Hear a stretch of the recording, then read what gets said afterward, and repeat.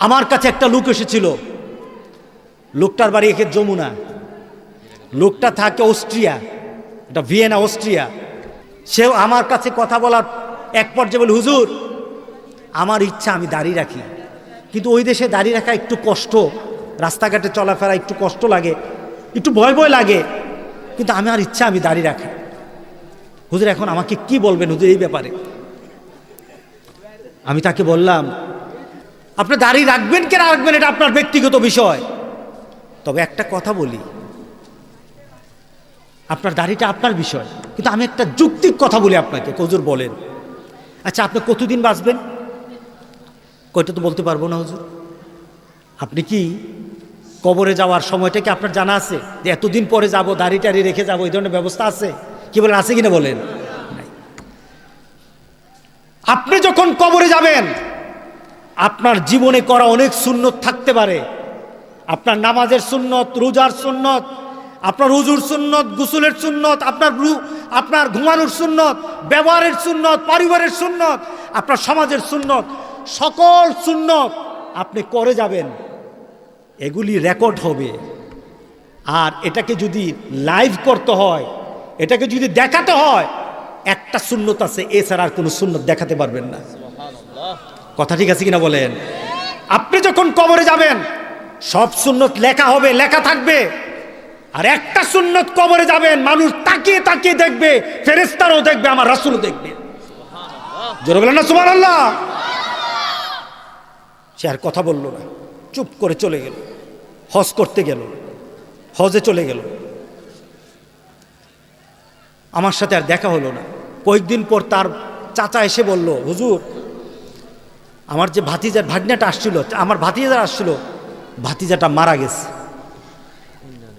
ভাতিজাটা মারা গেছে, ভাতিজাটা মারা গেছে।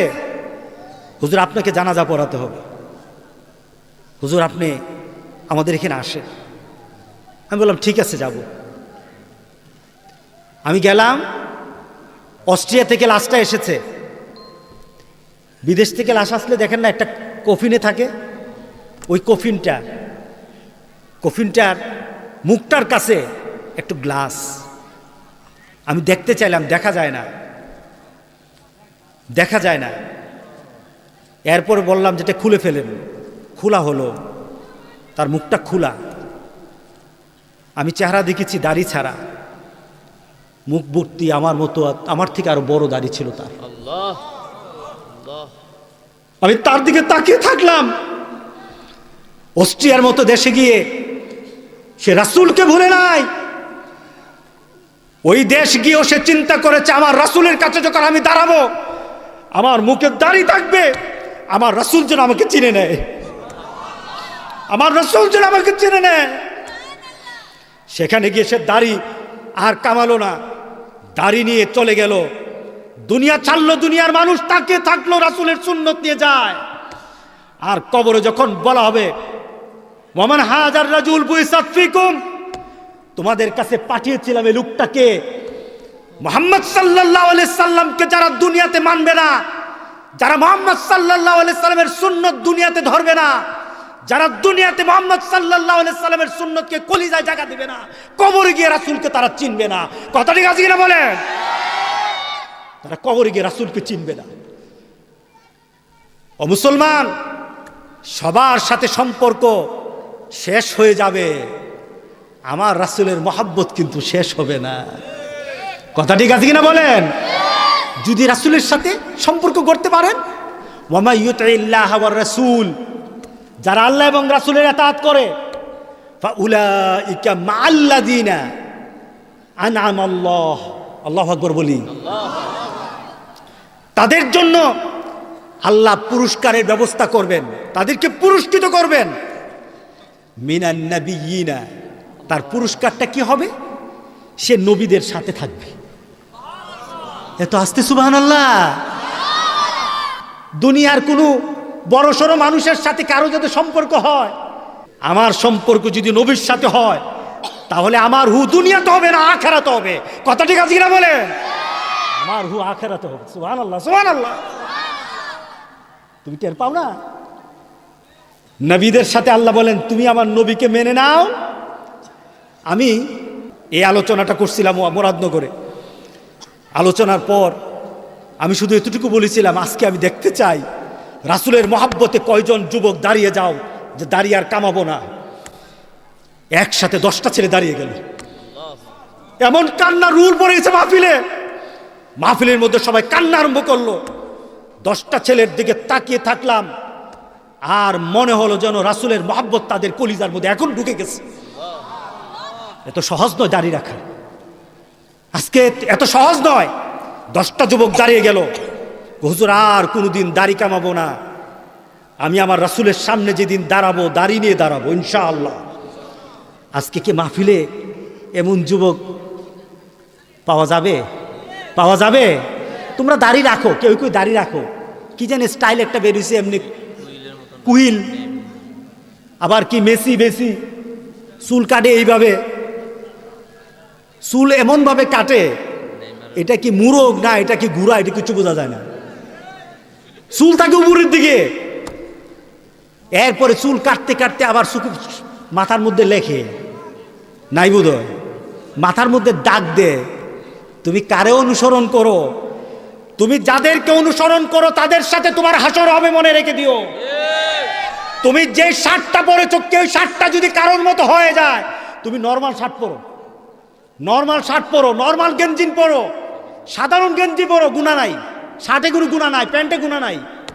যেই প্যান্ট তোমাকে চাল চলনে ভদ্রতা শিক্ষা দেয়, ভদ্রতা প্রকাশ পায়, ওই প্যান্টে কোনো সমস্যা নাই। কিন্তু যখন ওই প্যান্ট পরো, যে এটাকে আগে বানাইছে নাকি তোমার আগে বানাইছে বুঝাই যায় না। আর যখন একটু নুইতে পারো, তাহলে পাছার নিচে যাইতে যাইতে সব কিছু দেখা যায়। এমন আছে কিনা বলেন? আছে কিনা? প্যান্টগুলি ছোট করে দিয়েছে। মুসলমান তুমি বুঝো না, তোমার ঈমান ধ্বংস করার জন্য যত পথ, যত মধ্যপথ, যত মত, যত পদ্ধতি তুমি জানো না, কিন্তু ইহুদি খ্রিস্টানরা জানে। তোমার নামাজ যদি তুমি পড়ো, তোমার নামাজ নষ্ট করতে হবে। কিভাবে করবা? প্যান্টটা ছোট করে দে, গেঞ্জিটা ছোট করে দে, ছোট ভাইয়ের গেঞ্জি, হ্যাঁ তার কোনো গেঞ্জি নাই, একটা ছোট্ট গেঞ্জি পরে নাভির উপর গেঞ্জি চলে আসে। কি বলেন, আছে কি না? আপনি দেখবেন, রাস্তাঘাটে দেখেন, এই ছেলেগুলি নামাজে নেবেন না, নামাজ পড়তে পারে না, নুইতে পারে। প্যান্টটা কেমন করে বানানো হয়? প্যান্টটাকে বানানো হয়, তুমি যতবার এই প্যান্ট পরে থাকবা, যত বছর থাকবা, তোমার সাথে আল্লাহর সাথে রাসূলের সাথে কোনো সম্পর্ক নাই। তুমি প্যান্ট পরো, তোমার প্যান্টটা হবে তোমার নাভি ঢেকে যাবে, তোমার টাকনুর উপর নিচে পর্যন্ত যাবে, হ্যাঁ, তোমার টাকনুর উপরে থাকবে, আর হাঁটুর। এক ছেলে দেখলাম, সে নামাজ টামাজ পড়ে না, দাড়িটা কি একটা ফ্যাশন জানে, দাড়ি এখন নতুন একটা দাড়ি আসছে না, ওর দাড়ি রাখতে রাজি আছে, কিন্তু রাসূলের দাড়ি রাখতে রাজি না। কিন্তু দাড়ির স্টাইল কিন্তু সুন্নতের না, দাড়ির স্টাইল হলো নায়িকাদের মতো, নায়িকের মতো। কি বলেন, ঠিক না? নায়কদের মতো দাড়ি রাখে। এই দাড়ি রেখে তারা নিজেদেরকে সৌন্দর্য বাড়াতে চায়। আমি হঠাৎ একটা ছেলেকে দেখলাম যে এইভাবে পরা, দেখলাম টাকনুর উপর জামা, আমি আলহামদুলিল্লাহ, সে তো টাকনুর উপর জামা পরতেছে। হঠাৎ একটা মেডিকেল একটা জিনিস একটা সার্চ করলাম, সার্চ করে দেখলাম যে আমেরিকাতে বর্তমানে যুবক ছেলেরা টাকনুর উপর জামা পরে। তার পিছনে কারণটা কি? কারণটা হলো মেডিকেল সায়েন্স বলছে টাকনু এমন একটা স্থান, যে স্থানে মানুষের অনেক কিছু এখানে জমাট বাঁধা থাকে, এটাকে খোলা রাখতে হয়। এটা যদি রাখা হয়, যুবক তার যৌবনের গ্যারান্টি পায়, যুবক ভালো থাকে, যুবকের স্বাস্থ্য ভালো থাকে। এখন মেডিকেল সায়েন্স বলল টাকনুর উপর জামা পরো, এখন যুবকরা বলল টাকনুর উপর জামা পরতে হবে। কিন্তু 1500 বছর আগে আমার রাসূল বলেছেন, যারা টাকনুর নিচে জামা পরে কাল হাসরের দিন আল্লাহ তাদের দিকে রহমতের দৃষ্টিতে দেখবেন না। যারা টাকনুর উপর জামা পরে তাদের পায়ের মধ্যে আগুন লাগানো হবে, আগুন দিয়ে তাদেরকে পাগুলি ছেঁকা হবে। 1400 বছর আগে রাসূল বললেন টাকনুর উপর জামা পরো, 1500 বছর আগে রাসূল বললেন, কিন্তু এই কথা কিন্তু কলিজায় কানে যায় নাই। কথা ঠিক আছে কিনা বলেন? আজকে যুবক তুমি দাড়ি রেখে দেখো, ওই যে লোকটা মারা গেল, তার লাশটা যখন দেখলাম আমার ভিতরে এই অনুভূতি আসলো, তার হয়তো জীবনের অনেক আমল বাদ হয়ে যেতে পারে, কিন্তু দাড়ি রাখার আমলের কারণে হয়তো আল্লাহ তাকে সবকিছু মাফ করে দিতে পারে। আমাদের এমন একটা চাহিদা করা দরকার আছে কিনা বলেন? অনেকে আবার মনে মনে বলে যে নামাজ পড়ার সময় বুঝি পাঞ্জাবি লাগায় টাকা পড়া লাগে কিনা। না না, তোমার সতর ঢাকা থাকতে হবে, এটার মূল। কি রাখতে হবে বলো? সতরটা ঢাকা থাকতে হবে। আর তোমার পোশাকটা যেন এমন হয় নামাজ পড়তে যেন তোমার অসুবিধা না হয়। সবাই মানবো তো ইনশাআল্লাহ? তুমি যদি মানো, রাসূল বলেছেন আমি আছি হাসরের ময়দানে। তুমি যদি মেনে নাও যুবক, রাসূল বলছেন আমি আছি হাসরের ময়দানে, তোমাকে আমাকে খুঁজতে হবে না, বরঞ্চ আমি তোমাকে খুঁজবো। সুবহানাল্লাহ, সুবহানাল্লাহ। তোমাকে আমাকে খুঁজতে হবে না, আমি তোমাকে খুঁজবো হাসরের ময়দানে। তোমার চেহারাটা হবে নূর থেকে আরো আলো, সূর্য থেকে আরো আলো। তোমার হাতগুলি হবে আলোতে ভরা। তুমি গোটা পৃথিবীর সকল মানুষগুলি একসাথে দাঁড়িয়ে থাকবে, কিন্তু তোমার চেহারার মধ্যে সূর্যের আলোর মতো আলো আল্লাহ জলছায়ে দিবেন। জোরে বলেন সুবহানাল্লাহ। তোমাকে আমি দেখে চিনেই ফেলবো তুমি আমার উম্মত। তোমাকে দেখে আমি চিনেই ফেলবো তুমি আমার উম্মত। যুবক, তুমি কি জানো সেটা কি?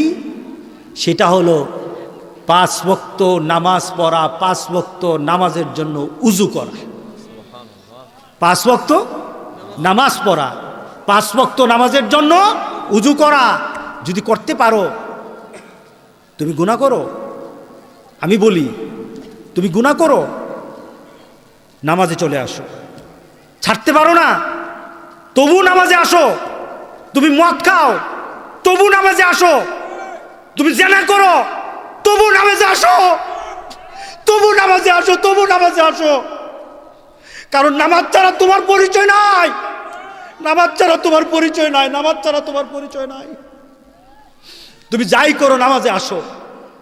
মাবুদ, তুমি তো এই এলাকার মানুষগুলিকে নামাজি বানায় দাও। আমিন বলি, আমিন বলি। মাহফিল হয়, মাহফিল হয়, হেদায়েত হয় না। মাহফিল হয়, মানুষ পরিবর্তন হয় না। এমন মাহফিলের দরকার নাই যেই মাহফিল থেকে নামাজি বের হবে না। কথা ঠিক আছে কিনা বলে? আল্লাহ যেন সবাইকে নামাজি বানায়। আল্লাহুম্মা আমিন।